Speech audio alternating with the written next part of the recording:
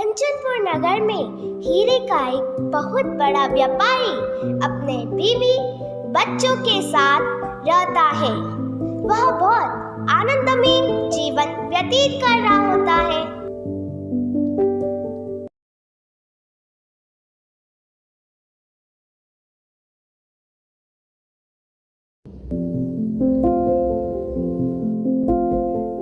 सुनो भाग्यवान, इस वर्ष हमारे विवाह को पूरे 25 वर्ष हो जाएंगे।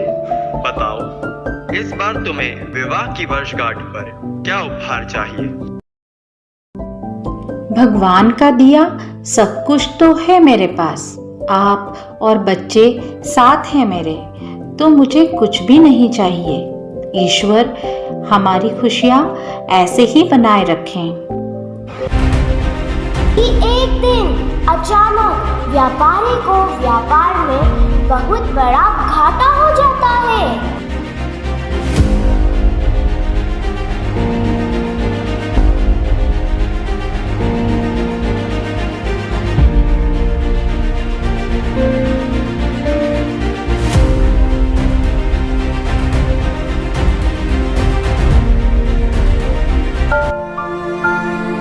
क्या हुआ जी? आप इतने परेशान क्यों दिख रहे हैं? क्या बताऊं भाग्यवान, ईश्वर ने मुझसे मेरा सब कुछ छीन लिया। हमारा सारा धन नष्ट हो गया है।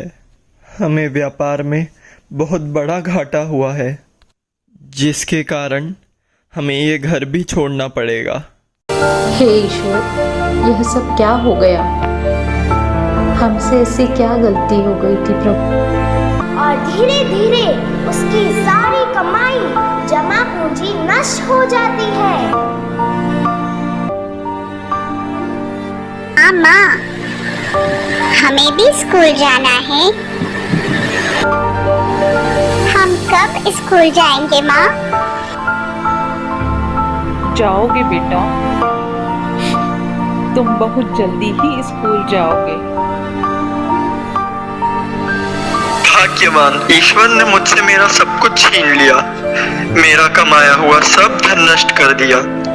मैं गरीबी में जीवन नहीं जी सकता। मुझे यह जीवन नष्ट कर देना चाहिए। आप कैसी बातें कर रहे हैं? हमारे बारे में तो सोचिए। यह जीवन अनमोल है, सब ठीक हो जाएगा। आप ईश्वर पर भरोसा रखिए, वो एक दिन सब ठीक कर देगा। व्यापारी उदास मन से घर से बाहर आ जाता है और निराश होकर चलते चलते एक नदी के किनारे पहुंच जाता है। वह गरीबी से इतना तनाव में था कि सोचने लगा, मेरे जीवन का कोई महत्व नहीं है, मुझे मेरा जीवन समाप्त कर देना चाहिए। और वह मरने की कोशिश करने लगा कि तभी वहाँ एक साधु आ जाते हैं। रुक जाओ, ये क्या करने जा रहे हो? ऐसी क्या परेशानी है कि तुम अपना यह अमूल्य जीवन समाप्त करना चाहते हो? भगवान ने मेरे साथ अन्याय किया है। उसने मेरा सारा धन नष्ट कर दिया। मेरे परिवार को गरीबी का जीवन जीने पर मजबूर कर दिया। मैं यह गरीबी का जीवन नहीं जी सकता। मुझे लगता है कि मेरे जीवन का कोई और मोल नहीं है। तुम्हारे मरने से तुम्हारा परिवार इस गरीबी से बाहर आ पाएगा?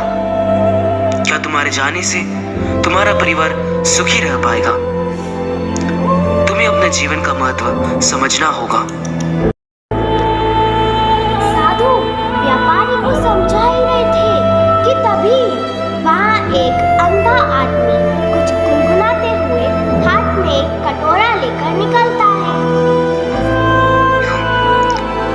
इस आदमी को ईश्वर ने आंखें नहीं दी, फिर भी वह दिन भर गांव में घूमकर भीख मांगता और जो पैसे मिलते उससे खुश होकर अपना जीवन यापन करता है। तुम्हारे पास तो आंखें हैं, तुम तो पूरी दुनिया देख सकते हो। इसे देख रहे हो? पागलपन ने इसे इसके हंसते खेलते परिवार से दूर कर दिया। फिर भी उसे अपनी जिंदगी से कितना प्यार है। तुमने तो अपने जीवन में सिर्फ कमाया हुआ धन ही गंवाया है, जिसे अपनी मेहनत से तुम फिर से प्राप्त कर सकते हो और अपने परिवार के साथ सुखी जीवन व्यतीत कर सकते हो। बेटा, सबसे पहले स्वयं को मूल्यवान समझो।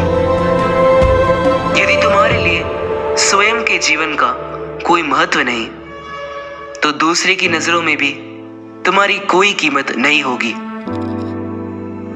जीवन बहुत अनमोल है, इसका मूल्य पहचानो। जीवन में उतार चढ़ाव आते रहते हैं।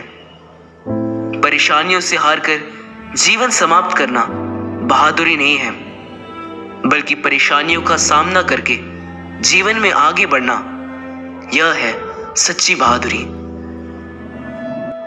बाबा, आपने मुझे बचा लिया। यह मैं क्या करने जा रहा था? मैंने एक बार भी अपने बीवी बच्चों के बारे में नहीं सोचा कि मेरे बाद उनका क्या होगा। वह साधु बाबा को धन्यवाद देकर अपने घर लौट गया और अपने परिवार के साथ आनंदमय जीवन व्यतीत करता है।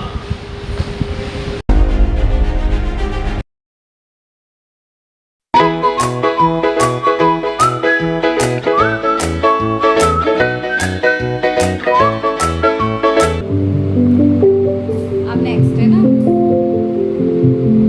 फिर भी मैं पागल नहीं हूँ। मैं पागल नहीं हूँ। परेशानी है कि तुम अपना या